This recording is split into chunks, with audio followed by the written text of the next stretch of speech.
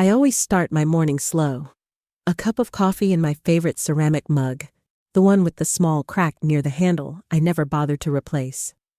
The kitchen window lets in just enough sun to make the granite counters gleam. My husband, Lyle, had already left for a client meeting, leaving behind a trail of aftershave and a half-eaten banana. I was scrolling through my phone, mostly out of habit, thumbing through emails and calendar alerts, when I noticed a post from my niece, Chloe. It was a boomerang, champagne glasses clinking, sun-soaked laughter, a yacht deck gleaming behind her. The caption read, "Preston family trip pregame. Can't wait for tomorrow." My finger froze mid-scroll. I wasn't in that video. My name wasn't tagged. A cold knot twisted in my stomach. I opened the group chat for the trip, the one Valora had created weeks ago. It was gone. Not muted, not archived, deleted. I checked the guest list she'd shared last month. 14 names, including mine, but the updated version pinned to the top of the chat now showed 13. My name had been removed, replaced by a placeholder. Friend of Valora. I stared at the screen, the coffee growing cold in my hand. This wasn't an oversight. It was a surgical removal. And what stung most was the silence. No call, no text, no explanation. Just erased, like I'd never belonged. But here's the thing they didn't know. That yacht? I owned it. Every polished railing, every sun-bleached deck chair, every engine below deck, mine. Bought with the inheritance from my grandmother, the only family who ever saw me. So when the staff greeted me with, "Welcome aboard, owner," I laughed. Because it was true, but why did that truth shake them more than the lie ever did? My thumb froze mid-scroll. The annual family yacht trip. It had been a Preston family tradition for years, one I had been invited to exactly twice since marrying Lyle. The first time, I made the mistake of suggesting we rotate destinations. The second time, Valora, my sister-in-law, made it painfully clear I was a guest, not family. I clicked into the post, then another. Faces I knew. Flora's tight-lipped smile. Her husband, Tom, they're twins. Ophelia, my mother-in-law, holding a mimosa. Lyle's younger cousin with his fiancée. Everyone except me. There was a family group chat, Preston Legacy Voyagers. Lyle had added me a few years ago, then quietly removed me after an incident with the dinner seating chart. Long story. I checked anyway. No chat, no messages, not a single email about the trip. I stared at my phone, the coffee cooling beside me. My pulse wasn't racing. Not exactly. It was something worse. Stillness. A sinking confirmation that I had been erased again. I thought about the first time I stepped onto that yacht, 5 years ago. Lyle had just proposed, and the Prestons invited me for a weekend sail to get to know me. I was nervous, eager to please. I brought a bottle of expensive wine. Wore a dress I'd saved up for. Practiced small talk with Lyle's dad in the mirror. But by the second day, Valora had taken over every conversation, steering topics toward childhood memories I wasn't part of, inside jokes I couldn't follow. At dinner, she toasted to family blood, her eyes lingering on me just long enough to make the message clear. I smiled through it, told myself I was overthinking, but that weekend planted a seed of doubt that grew into a vine, wrapping around every holiday, every gathering, every invitation that came with conditions. Now, years later, I was still chasing that same approval. And they had made their choice. I was out. No chat, no messages, not a single email about the trip. I stared at my phone, the coffee cooling beside me. My pulse wasn't racing. Not exactly.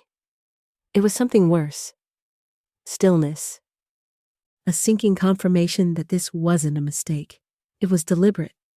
That afternoon, while rinsing out a glass in the kitchen sink, my phone buzzed with a message from Valora, but it wasn't meant for me. It was a screenshot of a group text, A photo of the finalized cabin assignments under portside guest rooms. A name had been crossed out. Mine. Next to it, confirmed. Belle. Valora's yoga instructor. The one who'd once asked me if I was Lyle's assistant. The next message was a voice note. Valora's voice, mid-laugh. Well, at least the energy on board won't be so tight this year. Tight. I set the phone down without responding. My hands were steady, but my jaw ached from clenching. At dinner that evening, I didn't mention it right away. Lyle was distracted, scrolling through stock alerts between bites of salmon. Did you know your family's planning another yacht trip? I asked lightly.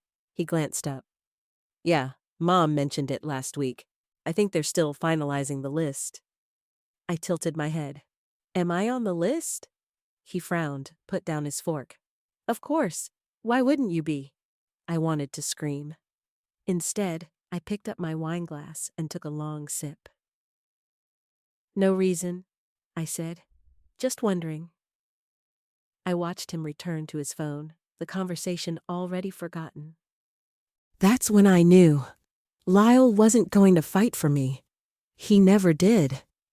In his world, family harmony meant accepting the small slights, letting Valora rearrange the furniture of our lives. But this wasn't a small slight. This was a public erasure, and I was done being silent. He glanced up.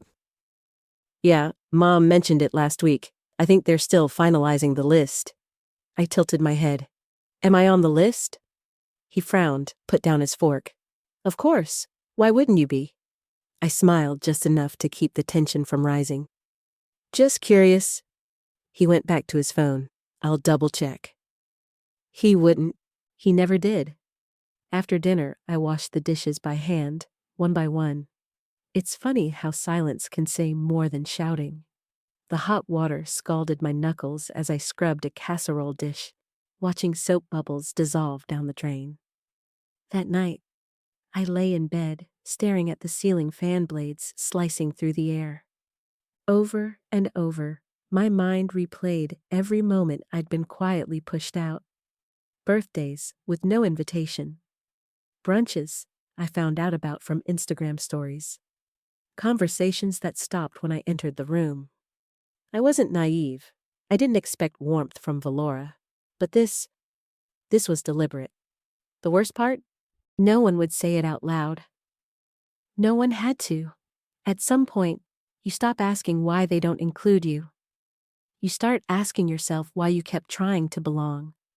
Before I turned off the bedside lamp, I pulled my journal from the drawer and wrote one sentence in steady ink. Watch. Don't react yet. The words felt like a promise or a threat. I closed the journal and set it on the nightstand, then reached for my phone. I opened the emails, scrolling past newsletters and bills until I found the one I was looking for. Subject: Yacht ownership transfer. Date: 2 years ago. I had bought the vessel outright, in my name only, after my grandmother's estate settled. Lyle's family had never asked who the owner was. They simply assumed it belonged to the Prestons, a cherished heirloom passed down through generations. But the title was mine. Every plank, every porthole, every inch of that polished deck was mine. And they had no idea. The next morning, I woke up to a text from Valora. It was one of those messages that sounded polite if you didn't read between the lines, and cut like a blade if you did. Hey Marjorie, just realizing we may have missed reserving a spot for you on the yacht. Totally my oversight. The trip filled up quicker than expected this year. So sorry. Hope we can catch up after. There it was. Her signature blend of sweet poison, short, chirpy, coded in emojis and passive apologies. No room for conversation, no offer to fix it. Just a casual admission that I had been erased, dressed up as a logistical slip-up. I didn't respond. I couldn't trust my fingers not to betray the composure I was clinging to. I reread the message, then closed my phone and got dressed. My plan had been to go to the farmer's market that morning. Instead, I sat at the kitchen counter, still in jeans and a sweater. drinking coffee that had long gone cold. Mid-morning, an email popped into my inbox from the charter company. Subject: cancellation confirmation. Cabin release successfully processed. I blinked, opened it, read it again. The request had been logged 3 days prior. Name of requester: Valora Preston. Reason: change in guest availability. The email was addressed to Valora Preston, CC'd to Lyle Preston. Not me. Because why would they include me? I wasn't a guest. I wasn't even a name on the list. I was an obstacle to be removed. I set the phone face down on the counter and pressed my palms flat against the cold granite. A strange calm settled over me. The fog of hurt lifted. What replaced it was clarity, sharp, cold, absolute. They had given me a gift without knowing it. Proof. I wasn't confused anymore, and confusion was the only thing that had kept me quiet. Mid-morning, an email popped into my inbox from the charter company. Cancellation confirmation. Cabin release successfully processed. I blinked, opened it, read it again. The request had been logged 3 days prior. Name of the requester: Valora Preston. So that's how she wanted to play it. I stared at the screen, the edges of my vision blurring a little, not from tears, just from the sudden pressure building behind my eyes. I forwarded the email to myself, then printed it. 1 copy, crisp, clean. I slid it into a manila folder I kept in my bottom drawer labeled Tax Plus Property. It would get a new label soon. By the time Lyle got home, the sun had dipped low enough to throw long shadows across our living room floor. He kicked off his shoes and dropped his keys into the ceramic dish by the door like it was any other Thursday. I waited until he grabbed a beer from the fridge before speaking. Valora texted me. He took a sip, leaned against the counter. Oh, yeah, what about the yacht trip? She says she forgot to reserve me a spot. He frowned, clearly caught off guard, but not exactly shocked. Really? That seems odd. She called it a miscommunication. Huh. He took another drink. Maybe it was just that. You know how chaotic these things get. I watched him, his profile lit by the fading sun, and felt the distance between us like a physical space. He wasn't defending her. He wasn't defending me either. He was just floating, refusing to land on any side. It wasn't a miscommunication, Lyle.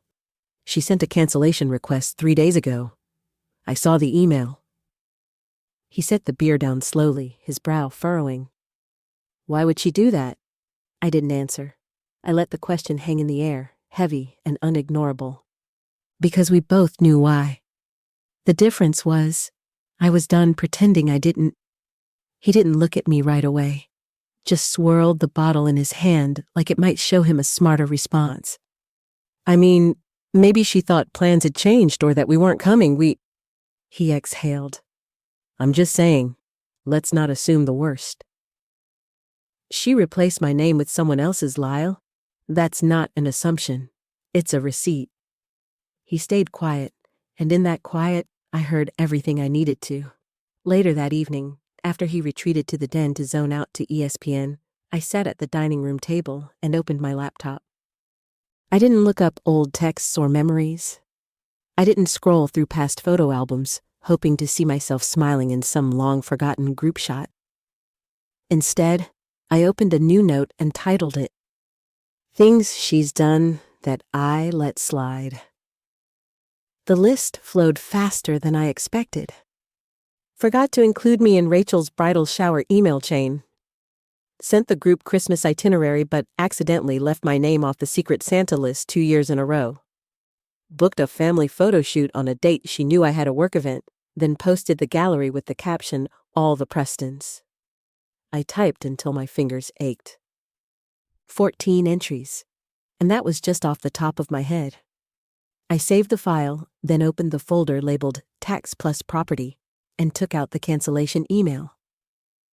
I stared at Valora's name at the bottom of the request. She didn't just exclude me, she orchestrated it, and she used my own property, The yacht I purchased with inheritance money, as the stage for her little production. I closed the laptop and walked to the window. The neighbor's porch light flickered, casting a weak glow on the hydrangeas.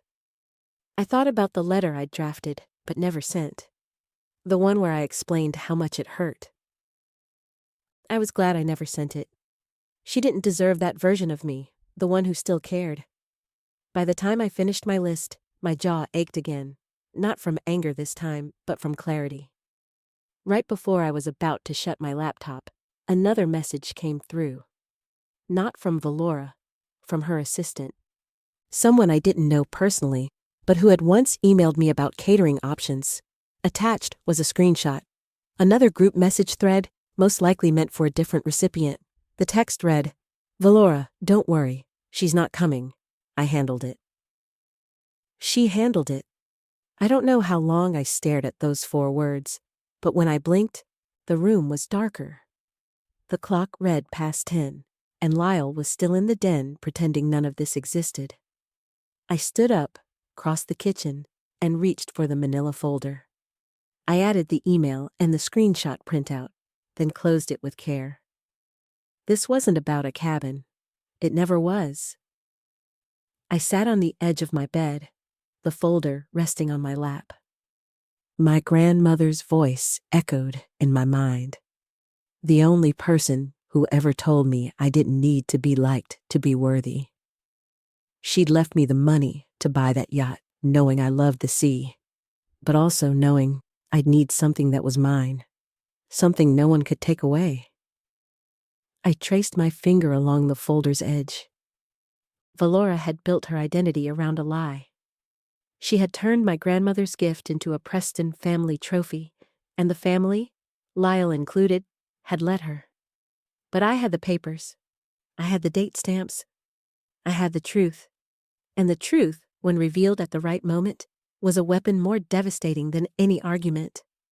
I set the folder on the nightstand and lay back, staring at the ceiling. Tomorrow, I would stop watching. Tomorrow, I would act. I sat on the edge of my bed, folder in my lap, staring at the word cancellation printed in sharp, emotionless font across the top of the yacht company's email. I had read it so many times that the ink felt etched into my eyes. But the truth wasn't in the email. It was in everything that came before it. The yacht wasn't just a boat, not to me. It was the first thing I ever bought that no one handed to me. No one helped me with. It was mine. Born from 5 years of late nights, skipped vacations, rejections from investors who said things like, "You've got a great smile, but we're going with someone more aggressive." They meant male. They just didn't say it. Back then, I ran deliveries myself when drivers quit last minute. I walked into meetings in heels with no cushion, wearing secondhand blazers that I steamed in gas station bathrooms. And through it all, I kept telling myself, you don't need their validation. Just build the thing. Make it real. When the company finally turned a profit, and not a little one, but the kind that makes the phone ring with people who suddenly remember your name, I didn't buy a car or a designer bag. I bought the yacht. Because the sea was the only place I felt truly invisible in a good way. I could be anyone out there, or no one at all. And now they had taken that sanctuary and turned it into a stage for their exclusion. But what they didn't know, what Valora couldn't script away, was that the stage belonged to me. I closed the folder and set it on the nightstand. Then I picked up my phone and pulled up the number for the charter company. It was time to remind them who signed the checks. I still remember signing the check. My hand didn't even shake, just a steady glide of the pen, leaving my name in black ink on white paper. There was a strange calm, like I had finally stepped into a version of myself I'd been trying to prove existed. And yet, legally, I had put Lyle's name on the ownership papers too. "It makes tax stuff cleaner," our accountant had said. "Better for trusts, easier down the road." Down the road indeed. Because within months, the yacht became part of the family lore, but not my part of the family. No, it was Lyle's yacht. The Preston family's sea legacy. Valora's exact words at one of the last family brunches I was still invited to. I remember how she lifted her glass, the afternoon light catching the bubbles, and said, "It's so meaningful to have traditions tied to something we own as a family. It makes our legacy feel tangible." She turned to me briefly, eyes tight, adding, "And how wonderful that Marjorie supports it." Supports it. Like I was some event planner she'd hired, not the reason the boat existed. I smiled then, the same smile I'd worn 1,000 times, while Lyle's father nodded approvingly, and Lyle himself just stared at his plate. That memory burned now. I set down the folder and walked to the kitchen to pour a glass of water. My reflection in the dark window looked calm, but I saw something new behind my eyes, a readiness. I had let them take credit for 5 years. I had let Valora build a pedestal out of my silence. But every erasure, every forgotten invitation, every condescending toast had become part of a file I had built without realizing it. And now, I had the evidence. That memory alone might have been forgettable if it weren't part of a pattern. Valora had always taken credit for ideas I planted in passing conversation, recipes that ended up in her blog, design tips she later claimed were from a friend, even charity events I coordinated, but she seated like the queen of altruism. Each time I told myself it wasn't worth making a fuss. Pick your battles, I used to say, but when someone steals your voice long enough, you stop recognizing your own. A few days ago, a memory popped up on my phone, an old clip from a lifestyle podcast Valora did. She sat on a white lounger, hair curled to perfection, sunglasses resting on her head, and said, "The yacht is more than a place. It's where my family connects. It represents our continuity, our name, our story, our legacy." I watched it again now, the words sliding off my screen like oil. She had never once mentioned how the yacht came into the family. No reference to the late nights I spent building a business. No mention of my grandmother's inheritance, the very funds that paid for every polished railing. It hit me harder than I expected. This wasn't about me being excluded from a trip. It was about being written out of something I built. They weren't just keeping me off the boat. They were cutting me from the narrative altogether. And I had let them. I had stayed quiet during brunch toasts, nodded along at dinner parties, smiled when friends congratulated Lyle on his family's beautiful yacht. But that quiet was about to become a roar. I pulled out my phone and called the charter company, not to cancel anything, to confirm my reservation as the primary owner. The voice on the other end was polite, efficient. "Certainly, Ms. Preston, or I should say, Ms. Marjorie?" I almost laughed. Even they didn't know what to call me, but they would soon. I had helped them do it, by not correcting people, by letting Lyle speak for us, by staying quiet when Valora said things like, "So nice of you to come along this year," by nodding when she handed out roles and titles like she was distributing parts in a high school play, always keeping me in the background. I got up from the bed, opened the bottom drawer of my dresser, and pulled out every document I'd tucked away over the years. Ownership papers, bank wires, the original yacht catalog I had marked up with notes. I laid them across the bedspread. It looked like evidence in a trial I hadn't planned to prosecute until now. There was no outburst, no tears, just a low, simmering resolve that started somewhere near my collarbone and pulsed downward like a steel thread tightening inside me. "You tried to disappear me," I whispered, running a finger over the inked signature that proved otherwise. "Now watch." They streamed the dinner live. I didn't even have to search for it. Valora's profile was already flagged in my notifications, a leftover setting from when I once tried to be involved in family updates. I clicked the link.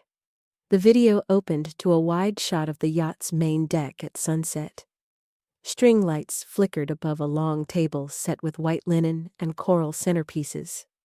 Valora stood at the head, microphone in hand, glowing in the golden hour light.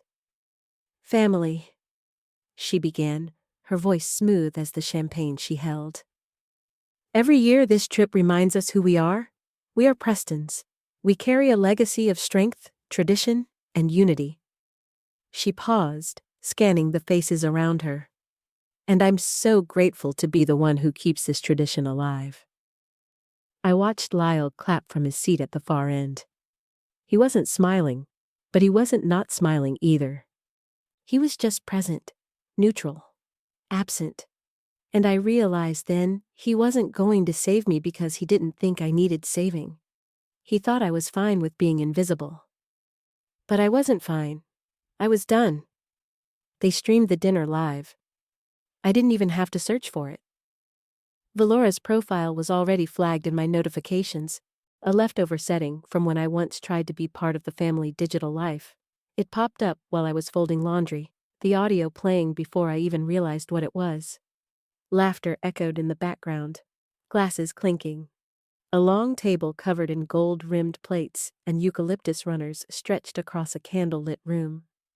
The caption read, "Preston Family Dinner. So grateful for legacy and love." I stood there holding one of Lyle's button-downs like it had betrayed me. There they were, all of them. Ophelia beaming from the head of the table. Valora in her usual center of attention seat, her husband and the twins. A few cousins I hadn't seen in years. And Lyle's aunt, who always claimed she didn't like boats. Apparently, she'd changed her mind. No one had mentioned this dinner to me. Not a text, not a call. It wasn't just an oversight, it was orchestration. Valora stood to make a toast, her voice soft and practiced. "When we gather like this," she began, "I'm reminded of what makes our family unique. It's not just tradition. It's the people who carry that tradition with intention." Heads nodded around the table. The camera panned across smiling faces. Faces that had once greeted me at my wedding, hugged me at holidays, sworn I was one of them. Yet here they were, dining on my yacht, celebrating a legacy I funded, while I stood in my laundry room holding a wrinkled shirt.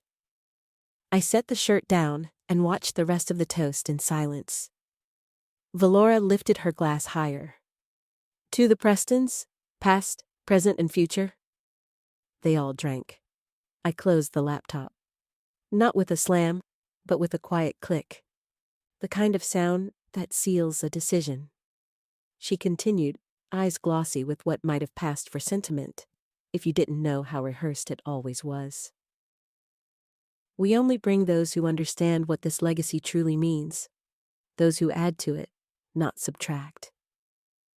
That line, that carefully delivered little knife. I paused the video, rewound, watched it again.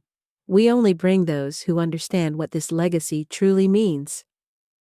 Not a name mentioned, not a finger pointed, but everyone who mattered, everyone who followed her, would know exactly who it excluded. And there was Lyle, sitting quietly, sipping wine. That night, I waited until he was out of the shower. He came into the bedroom in flannel pants and a t-shirt with some faded college logo, hair still damp. I clicked play on the video.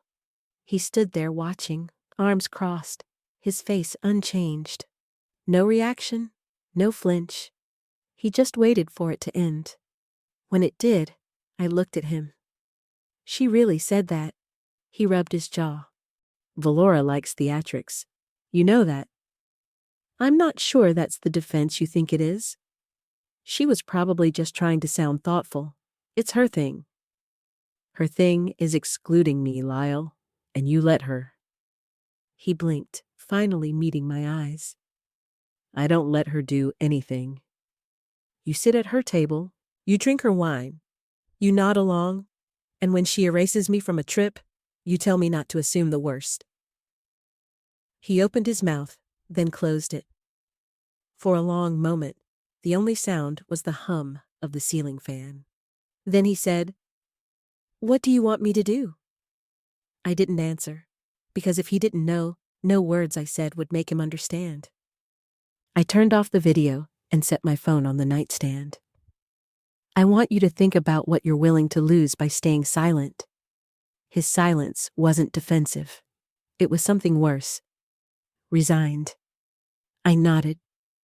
I didn't scream, didn't cry. I just absorbed the shape of his indifference, the weight of it. Later, alone in the kitchen, I made tea. I didn't drink it. Instead, I pulled out a box of keepsakes we never unpacked when we moved. At the bottom, I found an old invite to Rachel's baby shower, the one they claimed must have gotten lost. I remembered calling Valora that day, asking for the address. She'd laughed and said, "Oh, that's this weekend. I totally thought you weren't in town." I had been. I'd sent the gift weeks before. I held that envelope like it was evidence, not of a crime, but of a history I could no longer pretend wasn't deliberate. The next morning, I printed Valora's speech transcript from the live stream. I highlighted the sentence about those who understand legacy. I slipped it into the folder with the rest. Then I typed a message.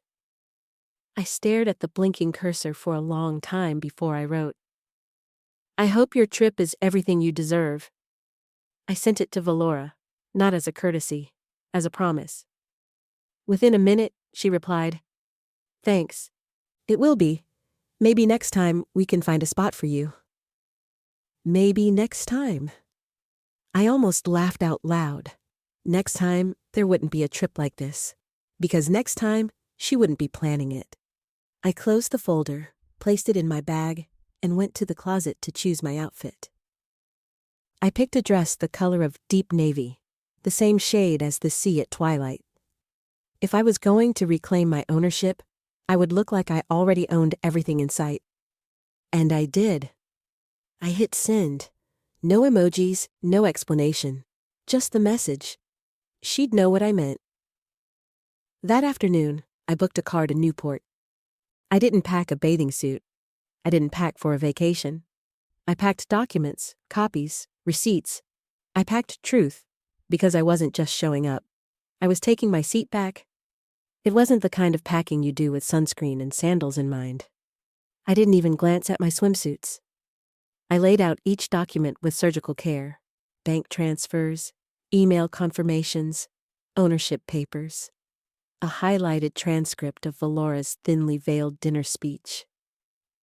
Each page slid into a sleeve and into the folder that now held more truth than anyone on that yacht trip would be ready for.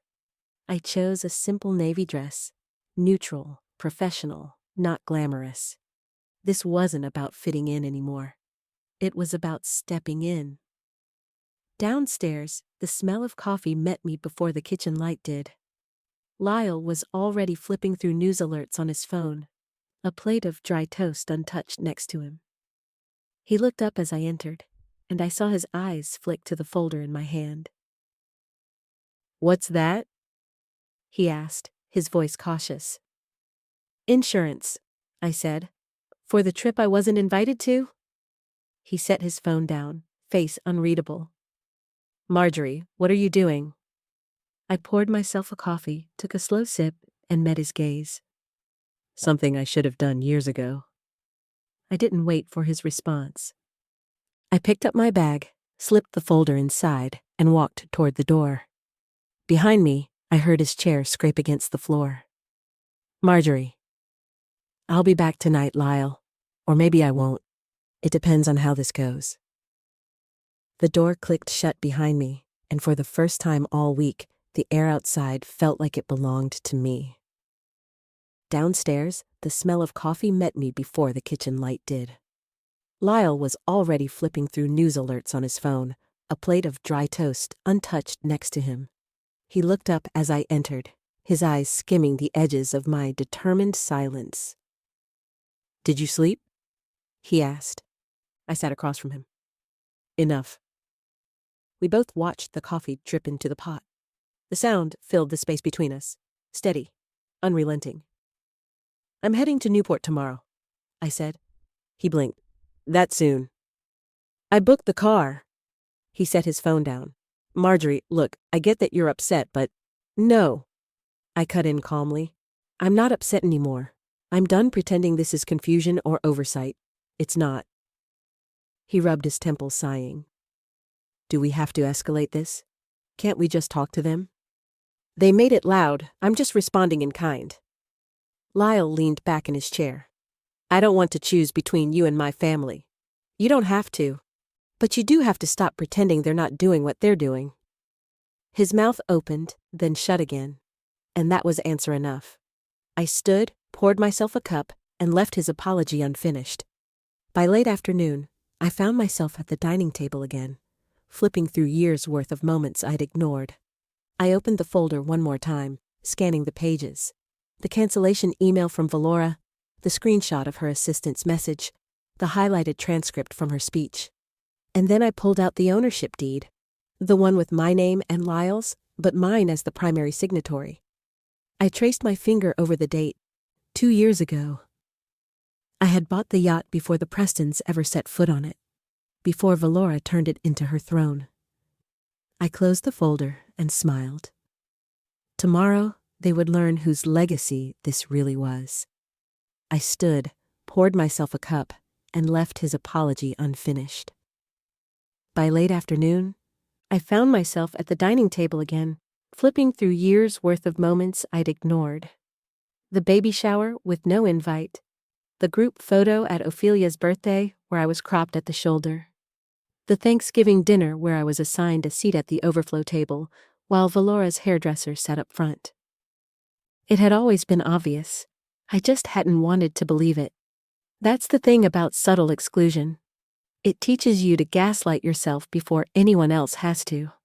As the sun started slipping behind the rooftops, my phone buzzed with a text from Jen, a mutual friend from Lyle's side. Hey, thought you should see this. Attached was a screenshot of the yacht's pre-boarding guest manifest. 10 names listed. Mine wasn't among them. I stared at the screen. The heading read, Confirmed Cabin Assignments. Valora had not only ensured my removal, she'd done it officially, professionally. She wasn't just hoping I'd skip the trip, she was betting on it. I replied to Jen with a simple, thanks.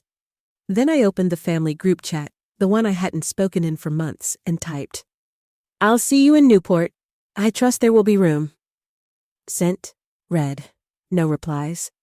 None were needed. Their silence was confirmation enough.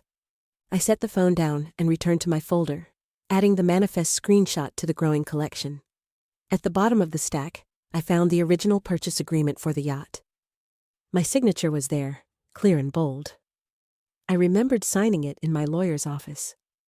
The weight of the pen in my hand. The sense of accomplishment that had nothing to do with anyone else. That memory was mine. And tomorrow, I would make sure it was known. I opened the family group chat, the one I hadn't spoken in for months, and typed, I'll see you in Newport. I trust there will be room. Sent, read. No replies. None were needed. After dinner, I called the ownership registry office. The assistant answered on the second ring. This is Marjorie Wells. Could you confirm our joint ownership status on the yacht? A brief hold then. Yes, ma'am. You are listed as co-owner with full equal rights. Great. Could you email me a clean PDF copy of that contract? Absolutely. Print one too. I'll pick it up in the morning. With that, I zipped my suitcase shut.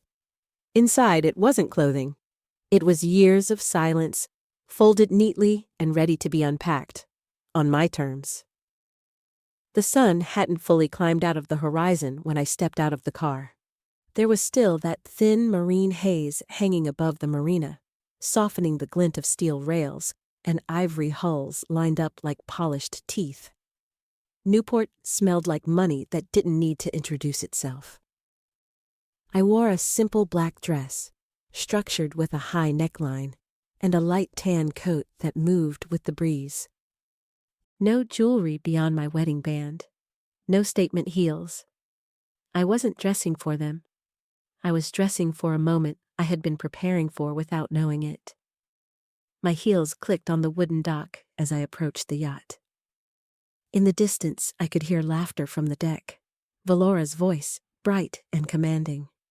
I paused, took a breath, and felt the folder in my bag, solid as a shield. Then I walked forward, each step a quiet declaration that this story was about to change. My suitcase clicked softly across the dock as I pulled it behind me. The wheels didn't wobble. That mattered more than I expected. Then I saw her. Valora stood at the far end near the boarding gate. Her posture was perfect, hairpin just so, smile frozen mid-conversation with a guest I vaguely recognized from someone's second wedding. She looked up, and she saw me. For a breathless second, her face stopped moving entirely. Eyes narrowed. Hand mid-air with a champagne flute. If there was ever a moment where sound seemed to die around someone, this was it. Ophelia turned too. She said something I couldn't hear, but her expression didn't carry shock. Just mild inconvenience. Lyle was there. Of course he was. Not by my side, but at the perimeter of their circle. He didn't wave. He didn't move. I didn't slow. As I approached, the group around Valora began to pivot their bodies away. Not with aggression, just enough to form an unspoken barrier, as if social choreography could erase reality. I stopped just before them, said nothing, and reached into my bag. I pulled out the printed copy of the ownership deed, crisp and official. Valora's gaze dropped to the paper, then back to my face. Her lips parted, but no sound came. I held it up, not high, not low, just at eye level where she couldn't ignore it. I'm not here for a seat at your table, Valora. I'm here to remind you whose table this is. Her champagne hand wavered. A single drop slid down the glass, and for the first time in all the years I'd known her, she had nothing to say. I stopped just before them, said nothing, offered no smile, only a single sharp nod, and walked past. Their silence was my music. The staff at the yacht didn't flinch. A tall woman in a navy blazer stepped aside, giving a subtle bow of acknowledgement as I rolled my suitcase up the ramp. My heels tapped once, twice on the teak before settling into the rhythm of the deck. I paused at the edge of the railing, staring out over the open sea. The water glimmered, calm, indifferent, patient. This was the kind of silence I liked, the kind that didn't demand anything from me. Then came the voice. "Welcome aboard, Miss Marjorie," the lead crew member announced, clear and loud enough to carry across the dock. "The owner is now aboard." It wasn't just a greeting. It was a declaration. Behind me, I didn't have to turn to know what Valora's face looked like. That mix of disbelief and rage, that forced composure cracking just enough to reveal the tremor underneath. I'd seen it before in small doses, but now it played out in full view of her curated audience. The crew member's voice dropped slightly, meant only for me. "Shall I prepare the main suite, ma'am?" I turned, meeting her eyes. "Yes, please, and have a copy of the guest manifest sent to my cabin. I need to review the final list." I said it loud enough for Valora to hear. Her champagne flute stopped midair. For a moment, the entire dock seemed to hold its breath. Then I walked inside, leaving them all standing on the threshold of a story they thought they controlled. I moved through the lounge, past the floral centerpieces that screamed Valora, past the strategically arranged place settings meant to announce a hierarchy. I didn't sit. I didn't acknowledge. I just kept walking, through the main salon, down the portside hallway, and out onto the aft deck. There, alone, I finally exhaled. The marina began to drift away as the engines hummed to life. Land pulled back slowly at first, like a reluctant child being told it's time to go home. I set my suitcase down and gripped the railing. Not tight, just firm, not to hold on but to let go. I wasn't a guest. I wasn't an afterthought. I was the gatekeeper now. I stayed seated in the lounge longer than necessary, not because I was tired, adrenaline alone could have carried me through the week, but because it was useful to watch people try to recover from a loss they didn't see coming. Valora hadn't said a word to me since I boarded. She hovered near the bar, her voice too bright, her laugh too sharp, as she tried to reassert control over the narrative. But the air had shifted. I could see it in the way Ophelia avoided my eyes, the way the cousins suddenly found the view fascinating, the way Lyle stood by the window, phone in hand, pretending to read something important. Let them adjust, I thought. This was their sea, after all. I just happened to be the one steering. I pulled out my phone and opened the folder I'd prepared. One more message to send. This time to the crew manager. Please hold the evening toast until I address the guests. I have a few words to share. I hit send and leaned back, feeling the pulse of the engine through the leather seat. Valora hadn't said a word to me since we left the dock. She'd made eye contact exactly once when I crossed the main deck, and even then it was more instinct than choice. She hadn't prepared for this version of me, the one who didn't flinch or wait for an invitation. She was pacing now, not frantically, but just enough to betray nerves. She'd stop mid-step, adjust a floral centerpiece, or realign a place card as if those gestures might restore control. Her husband, Tom, made a few attempts at small talk with nearby guests, but their laughter came too fast, too loud, manufactured. I sipped lemon water, legs crossed, posture relaxed. Callista sat beside me, thumbing casually through her phone, though I knew her journalist's ears were tuned to every sound in the room. I give it 10 minutes before she tries to hijack the narrative, she whispered. I didn't respond. Didn't need to. Right on cue, Valora stepped onto the upper deck, phone in hand. From my seat, I could see her angle the camera just right, catching the best light, the yacht's sleek silhouette behind her. Her voice turned honeyed as she began recording. Hi everyone, just wanted to share a little glimpse of our family's annual tradition. The Preston legacy continues. I watched her perform, spinning the same story she'd told 100 times. Only now, I knew the truth, and I had the proof. I set down my glass and stood. Callista looked up. Going somewhere? Just a reminder who owns the word legacy. I walked toward the stairs, my heels clicking with quiet authority. Halfway up, she saw me coming. The phone dipped slightly. For a split second, the mask slipped. I smiled, not warmly, but with the calm of someone holding all the cards. Valora, I think it's time we had a conversation. In private. Valora's voice turned syrupy. Hi everyone. We're so excited to share a little slice of our family tradition today. There's nothing like the open water to remind you who you are and where you come from. Family is everything. Legacy, loyalty, love. I nearly smiled at the word loyalty. She kept talking, stringing together phrases that sounded pulled from a greeting card. The people who are here, well, they understand what it means to build something that lasts. Not just wealth, but memory, commitment. Behind her, movement. A crew member, unaware of the stream, or maybe very aware, walked by and said, clearly and casually, Glad to have you aboard again, Ms. Marjorie, the owner. The camera didn't swing, but her face. Oh, her face. She froze. For a split second, the broadcast hung in a weird silence. You could hear the engines humming in the background, the sea lapping against the hull, a fork dropping somewhere nearby. Then she tried to recover, lips twitching into a smile, but it was too late. Callista leaned toward me, eyes gleaming. That's going viral in 3, 2... And sure enough, comments started flooding in. I didn't need to check them to know what they said. The crew members' words had cut through Valora's performance like a blade through silk.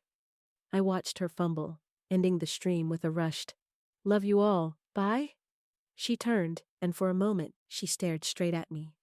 Her eyes were hard, but underneath I saw it, fear, not of losing control, but of being exposed. I raised my glass in a silent toast. She turned away, but the damage was done. The truth had slipped out, and no filter could put it back. Callista leaned toward me, eyes gleaming. "That's going viral in 3, 2... And sure enough, comments started pouring in under the live stream. "Wait, she's the owner? That shift, though. Tell us more, Miss Marjorie." Valora tapped her screen a few times, clearly trying to kill the feed.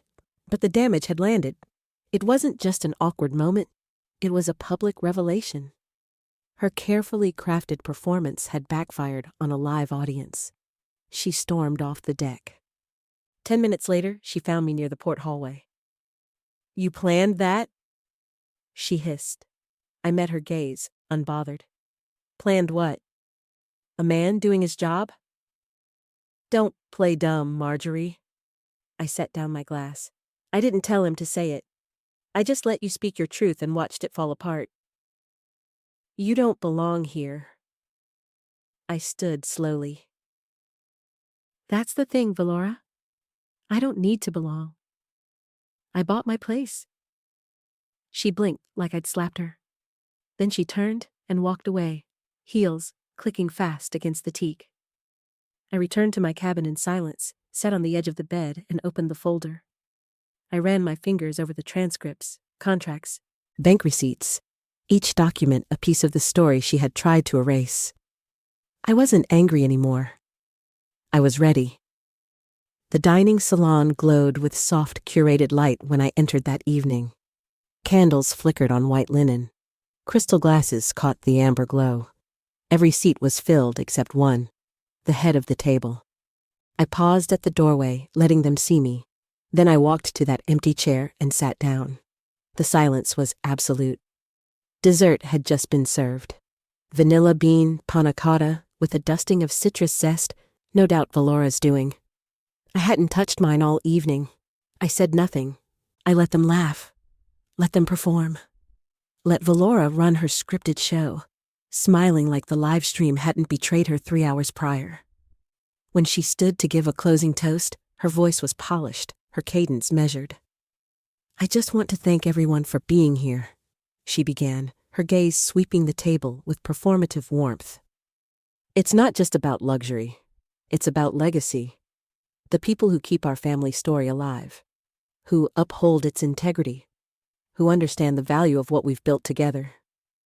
That's what makes this tradition so meaningful." She didn't look at me, not once, but the subtext screamed in bold. I waited for the murmurs to settle, the wine glasses to lower. Then, without raising my voice or changing my tone, I stood. "I'd like to contribute something to this conversation about legacy," I said. Valora froze with her glass midair. I reached into my bag and pulled out the folder, the one stuffed with documents, receipts, and printouts. I didn't open it yet. I just held it, letting the weight of it speak first. "You talk about legacy, Valora, but legacy requires honesty. And for years, this family has built its traditions on a story that isn't true." I set the folder on the table. The clap of paper against wood echoed in the sudden hush. Lyle shifted in his seat. Ophelia's fork clinked against her plate, and Valora, for the first time all night, looked afraid. "It's from a Zoom call dated last month," I said, my voice steady. "Between Valora and the Preston legal consultant." My finger tapped a highlighted sentence near the bottom of the page. "She's not blood. She shouldn't own a family asset." No one moved. Valora's face drained of color. "And yet," I continued, sliding a second sheet onto the table. "This is the purchase agreement for the yacht. Initial down payment made by Marjorie Wells, sole investor, legal co-owner, listed first." Lyle opened his mouth, then closed it again. "I'm not bringing this up for drama," I said. "I'm bringing it up Because I'm tired of being spoken about in closed rooms, as if I'm not standing in the next one. Ophelia cleared her throat like she might interrupt, but I wasn't done. For years, I've let things slide. Snubbed invitations. Comments said just out of earshot.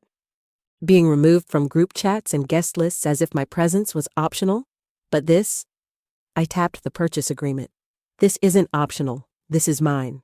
I bought this boat with money I earned. Not inherited, not gifted, earned. And I let you all treat it like a family heirloom while you treated me like a stranger. I looked around the table. Cousins avoided my eyes. Tom studied his wineglass. Ophelia's lips pressed into a thin line, and Lyle just stared at his hands, silent. So here's what's going to happen, I said, picking up the folder. We're going to finish this dinner, and then you and I, Valora, are going to have a conversation about what legacy really means. I sat down. The silence held for a long beat. Then Valora's glass hit the table with a crack. Lyle's voice broke the silence. I didn't know she was doing this, he said, eyes wide. Valora, why? Valora opened her mouth, but only a stammer came out. I was protecting the family. I didn't think. You thought I'd stay quiet, I said softly. And you were almost right. A cousin coughed into her napkin. Someone else pushed back a chair. The atmosphere, so carefully manicured, began to splinter. Ophelia made a clumsy attempt to redirect. Perhaps we could table this for another time? No, said a voice from the far end of the table. It was Harold, a family friend I hadn't spoken to in months. I think we've all been told a different version of things. Others nodded, murmured agreements under their breath. Not outrage, not defense, just realization. I looked at Valora again. You can keep building your version of the story, but not on top of my name. She sat down hard, her composure crumbling. I gathered the documents and returned them to the folder, then slid the folder back into my bag. The room felt different now. The candlelight seemed harsher, the silence heavier. I didn't need to say anything else. The truth was out, sitting in the open like an uninvited guest that refused to leave. I excused myself from the table and walked to the aft deck. The night air hit my face, cool and salt-tinged. Behind me, I heard low voices, a chair scraping, footsteps hesitating. Let them talk. I had said what needed to be said. Now I just had to wait for the ripples to spread. Before walking out, I paused. If you want to know the truth, I said, don't ask the loudest voice in the room. Ask the one who has the receipts. The only sound left that night was the soft pulse of ocean water brushing the hull. No clinking glasses, no music, just hushed voices behind partially closed doors. The occasional click of a cabin latch, and the kind of silence that fills a space after something irreversible has been said. I walked to the outer deck barefoot, holding my shoes in one hand, feeling the cool teak underfoot. The salt air stung a little more tonight, as if it too had picked up on the unraveling tension. There were no long stares, no dramatic gestures, just avoidance. Small groups had scattered after dinner, splintering in their alliances like a house with no foundation. Lyle had vanished without a word. As I passed the lower deck cabins, I heard her voice. Not loud, not theatrical, just low, like a fuse burning quietly. She took it. It was always meant to be mine. The words floated through the cracked door of Valora's cabin. I stopped, not to eavesdrop, but because I couldn't move. A pause, then another voice. Tom's. You should have told me the truth from the start. I stepped away before I heard more. Some truths weren't meant to be overheard, but this one confirmed what I already knew. Valora's entire performance was built on a claim she never had the right to make. I returned to my own cabin and sat on the bed, staring at the folder on the nightstand. Tomorrow, there would be reckoning. Tonight, I let the ocean rock me toward whatever came next. I didn't stop walking. I didn't knock. I didn't need to. She hadn't said she was sorry, only that she had been caught. Later, back in our cabin, Lyle stood by the small built-in dresser, folding a shirt he hadn't worn. Something about that made me angrier than I expected. I sat on the edge of the bed and waited. He didn't speak right away.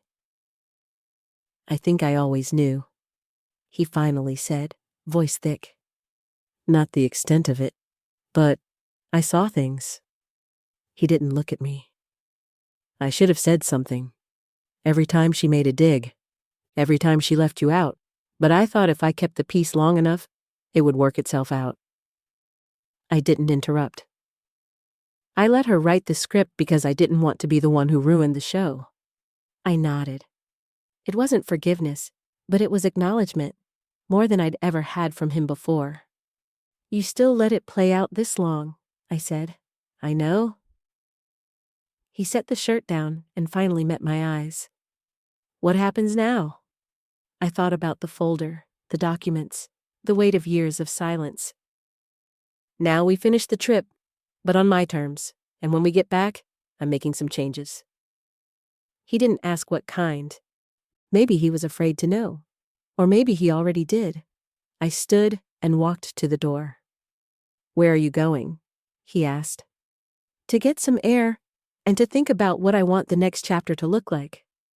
I stepped out into the hallway, the soft glow of the nightlights guiding me toward the deck. The engine hummed beneath my feet, steady and sure. For the first time in years, I felt the same. I walked past him, pulled the sheets down, and slid into bed. I didn't invite more conversation. He didn't push for it. Sometimes, the sharpest sentences are the ones left unsaid. In the morning, before the rest of the yacht stirred, I sat alone in the lounge with a cup of black coffee and a notebook. One by one, people came and went, some pausing, offering nods that weren't quite apologies, but weren't dismissals either. Valora didn't come down, but others did. Lyle's cousin, Maddie, always too polite to pick sides, lingered near the breakfast bar. "I should have spoken up a long time ago," she said, not quite making eye contact. Ophelia's aunt, who once told me I was too serious, brought me an extra spoon for the sugar and said nothing, just placed it gently beside me and walked away. Ron, Tom's older brother, muttered as he passed, "I saw it coming. Didn't think it'd crack like this." Each of these tiny acknowledgments formed something sturdier than the fake smiles I'd endured for years. Back in the cabin that night, I lay awake staring at the ceiling. It was quiet, except for the hum of the engine and the distant whisper of waves. Lyle was asleep, or pretending to be. I didn't care which. My mind traced back through the last 48 hours. The moment I found the email, the confrontation on the dock, the look on Valora's face when the crew member called me owner, the dinner table silence after my speech. It felt like a lifetime compressed into 2 days. I reached for my phone and opened the folder app. I scrolled through the screenshots, the transcripts, the receipts. One document caught my eye, a letter I'd drafted months ago but never sent. A letter to Lyle, explaining how I felt. I read it now, and I realized I didn't need to send it anymore. The story had already written itself. Back in the cabin that night, I lay awake staring at the ceiling. It wasn't Valora I thought about. It was me. Not the version of me who had just claimed her place, but the one who for years bent herself into smaller and smaller corners, trying to be palatable, acceptable, agreeable. That version had tried too hard, swallowed too much, nodded too often. I mourned her. Not because she was weak, but because she was exhausted, and no one noticed. It wasn't grief. Not quite.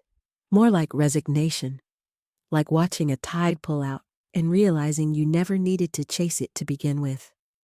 And then around 3 a.m., I got out of bed and opened the folder. Not to read, just to see it. To remind myself I wasn't imagining any of this, that I had proof. And now, peace. The next morning arrived wrapped in fog, both on the water and in everyone's faces. Breakfast was served like nothing had happened. Eggs soft scrambled, toast still warm. Fresh fruit fanned out on ceramic platters. But the silence said everything. No idle chatter about the view, no cheerful commentary on the day's itinerary. Just quiet. They didn't avoid me now. They avoided each other. I ate alone at a small table near the window, watching the gray sea slide past. Halfway through my coffee, a shadow fell across the table. I looked up. It was Valora. She stood there, dressed in a crisp white blouse, hair perfect, but her eyes were rimmed with pink. She didn't sit. She didn't speak.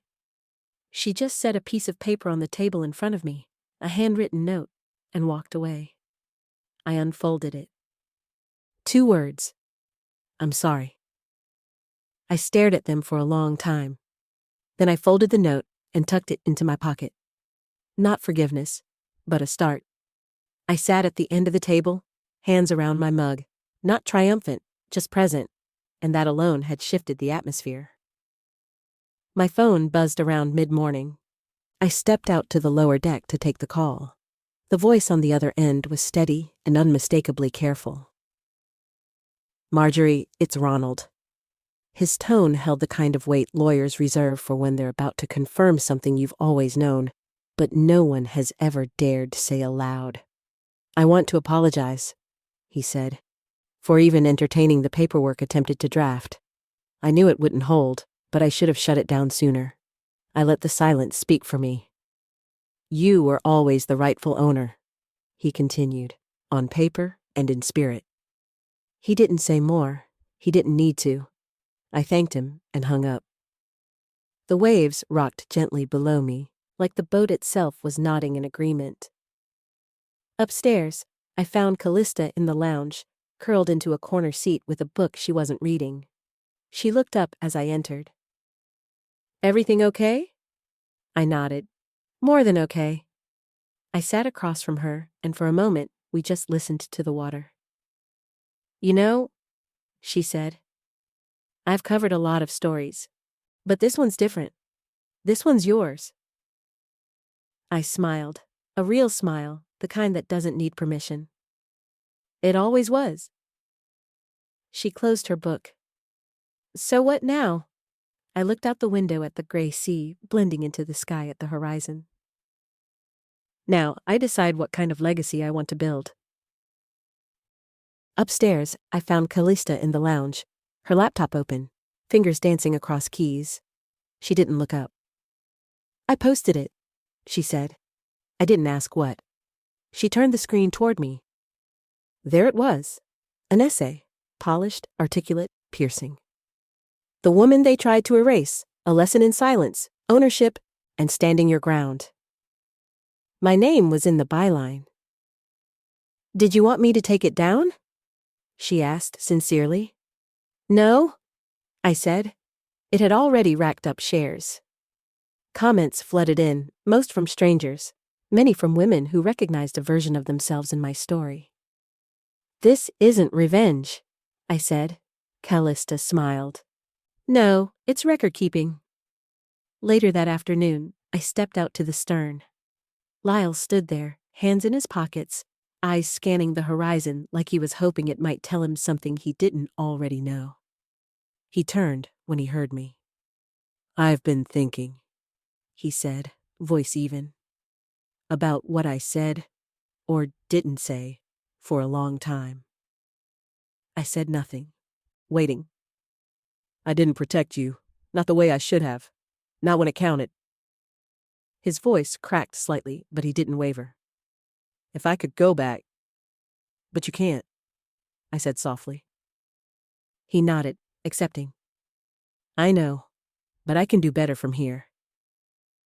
I looked at him. Really looked. The man I married was still in there somewhere, buried under years of avoidance and misplaced loyalty.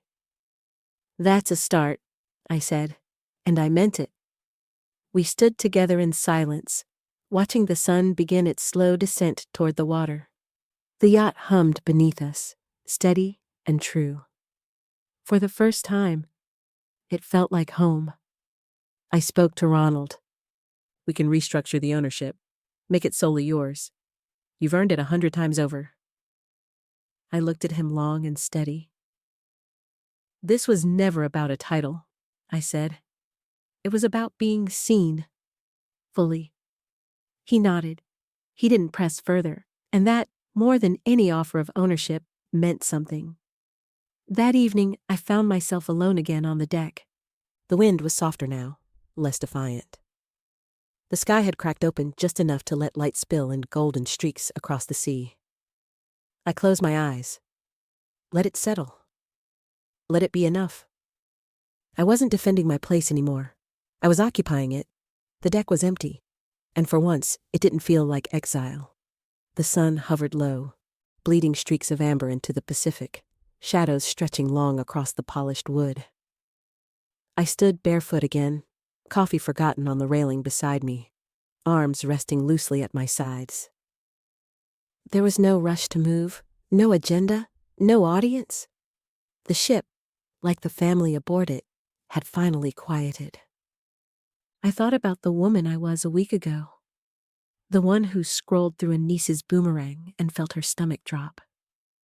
That version of me was still there, but she wasn't driving anymore. I had taken the wheel, not out of anger, but out of something firmer, self-respect. A gull cried overhead, breaking the stillness. I opened my eyes and watched it arc toward the horizon, free and unbothered. I smiled. Tomorrow, we dock. And when we do, I'll be the one deciding who steps off first. When the drama clears, what's left behind is just space. Valora hadn't said a word since the documents landed on the table, not even her usual flurry of half-truths and tight smiles. She'd eaten alone last night in the lower salon, the staff politely offering her another glass of wine while no one else joined. This morning, I saw her seated inside behind the wide window pane, still as marble, hands folded, eyes unfocused. She caught my gaze. I didn't flinch. I just turned away.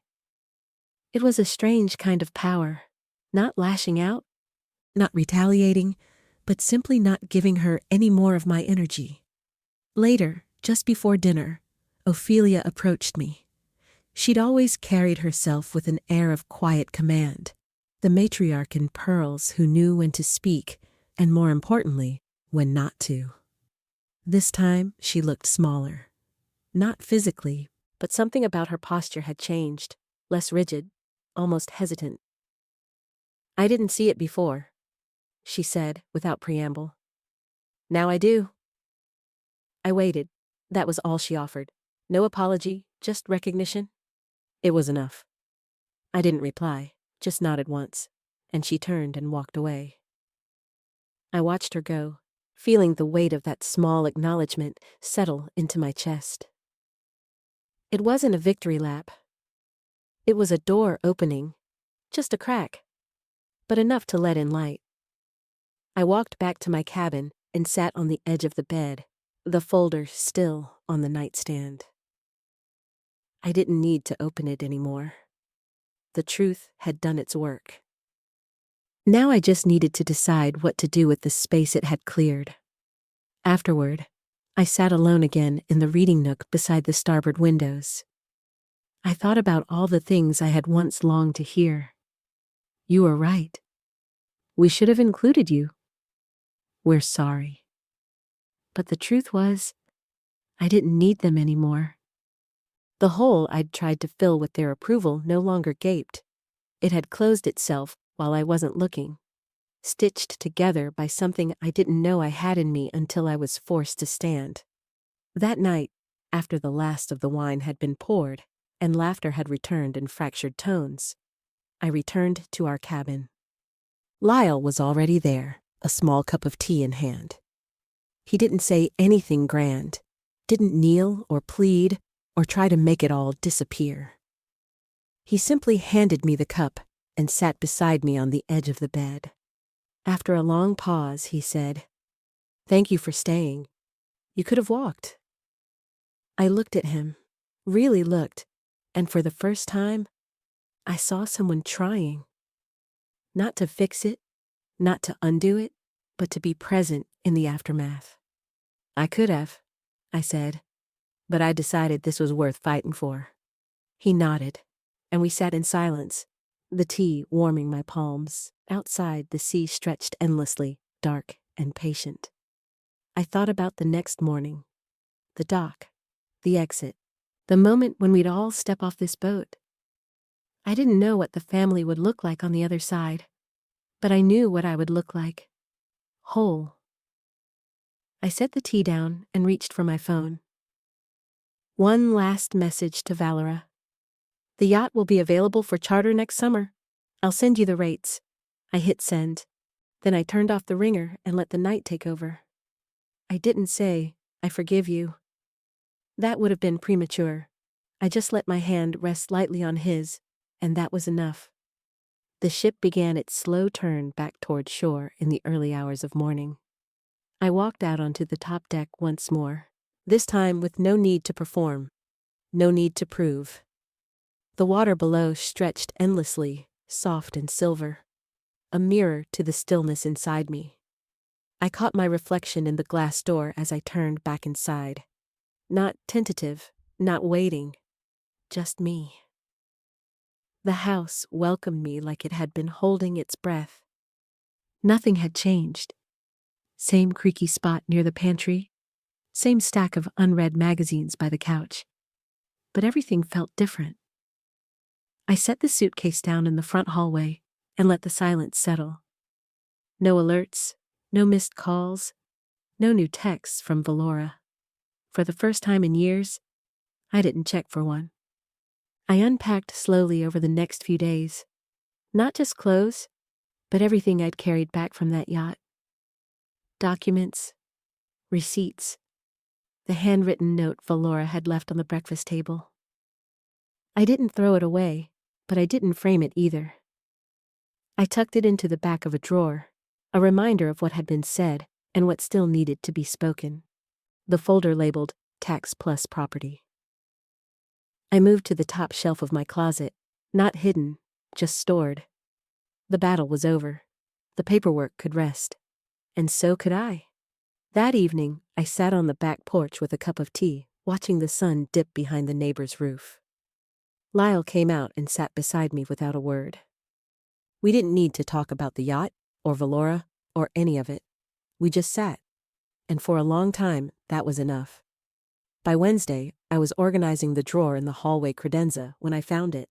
A small, folded note wedged between an old envelope and a forgotten grocery list. My father's handwriting was unmistakable, blocky, neat, purposeful. "Don't fight for a seat, build your own table." I had no memory of when he gave it to me. Maybe it was tucked inside a birthday card, or handed off after some forgettable family dinner where I'd felt invisible, and he had noticed. I sat with the paper for a long while, letting the words settle into the spaces they were meant to fill. The next morning, my phone rang. The name surprised me. Maya, Valora's niece, 23, whip-smart, just out of grad school, always the quiet one in the corner who watched everything and said nothing. "I hope I'm not crossing a line," she said. "But I've been thinking about the trip. About you." I waited. "You're the only one in the family who built something yourself. Not inherited, not married into. You made it." I didn't speak.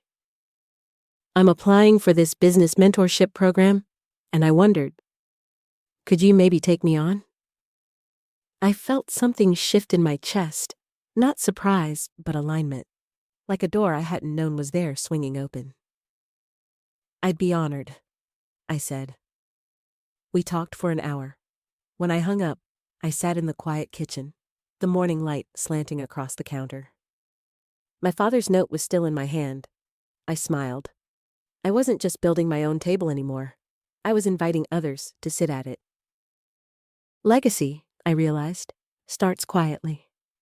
A week later, I hosted Sunday brunch. Nothing formal. Just eggs, toast, fresh strawberries, and people who had earned the right to sit at my table. Lyle made the coffee. Callista brought lemon bars. Ronald showed up with his wife, and I gave them the sunniest seat by the window. I didn't try to fill the house. I didn't extend an invite to everyone with the last name Preston. Just the ones who knew how to sit at a table and really talk. Not everyone needs to come, I told Lyle as he poured the coffee. Just the ones who belong by spirit, not blood. He nodded and kissed my temple. I had traded legacy for truth, and it fit better. Later that afternoon, as I was rearranging the dining room bookshelves, I found myself thinking about Valora. I wondered what she might have said if she had ever apologized. Maybe she would have blamed pressure, or tradition, or that false narrative of protecting the family name. And I'd have said, only to myself, never to her, I forgive you, but I won't forget, and I won't go back. That was the gift the yacht had given me.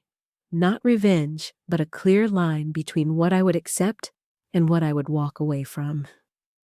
I slid a worn copy of an old novel onto the shelf and stepped back to admire the order I'd created. It wasn't perfect, but it was mine, and for the first time, I didn't need anyone else's approval to know that was enough. I forgive you, but I don't need you to say it, because some peace isn't shared. It's claimed. The dining table we sat around that day wasn't the one from Lyle's parents' house, or the one Valora had tried to curate around social status. It was mine, picked out secondhand, refinished by a woman who learned to shape things instead of beg for a place. There was no toast that day, no speech, just conversation, real, unscripted, full of pauses and tangents and laughter that didn't need a camera. I looked around that room at the people who showed up, not because they had to, but because they wanted to, and I smiled. This seat was never given. I built it. Sometimes the most radical thing you can do isn't to fight louder.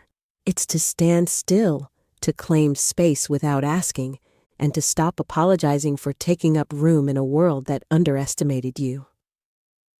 I used to believe that if I played by the rules, stayed quiet, proved myself, I'd earn a place at someone else's table. But the truth is, you don't need to be invited when you've already built your own.